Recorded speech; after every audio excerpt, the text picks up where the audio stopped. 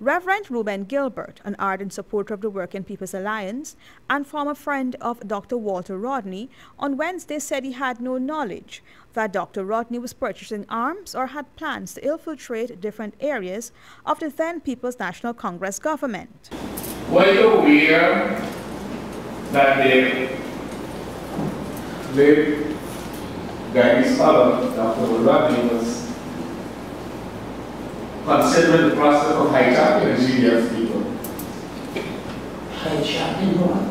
A GDF vehicle. A GDF what?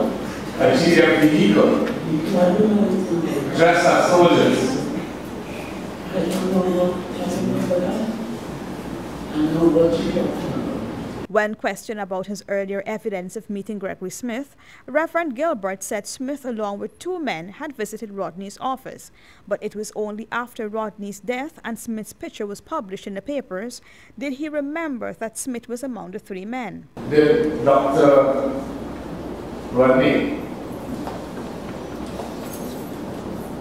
ever have a conversation with you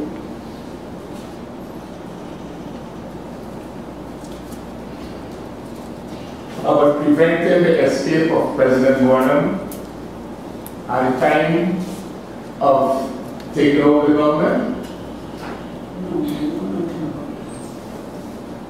The elder Gilbert, who is the father of PPP Member of Parliament Pastor Kwame Gilbert, also attempted to distance himself from the PPP.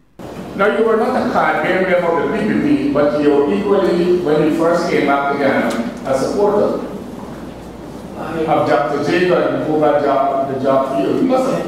I was a civic member. They didn't have civic then. Oh, when I came back the first time. In 1969. Okay. When you came home in 69, if you said you were not a member of the PPP, that is a card-bearing member, you would have been a supporter of the PPP. No. Not even after Dr. Jacob got your job. I wasn't a supporter. That came much later on. Reverend Gilbert, a priest in the Ethiopian Orthodox Church, was also confronted by Williams on his failure to disclose that he was a member of the Guyana Police Force. Gilbert, whether deliberate or by accident, did not disclose his employment prior to 1969. The 78-year-old Gilbert, during his earlier testimony, said black-clothes police officers would break up meetings held by the WPA, but could not say how he knew that the men in civilian clothes were police officers. Reverend Gilbert, who at the beginning of his testimony informed the Commission that he was on medication for post-traumatic stress and that his memory would be fuzzy, did not seem to forget much during his questioning by Commission's attorney Lashmi Ramdat. Interestingly, however, Reverend Gilbert either could not remember or did not say much during his cross-examination by Basil Williams.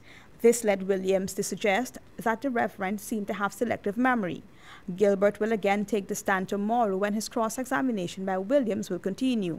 Reporting for HGP Nightly News, Iva Wharton.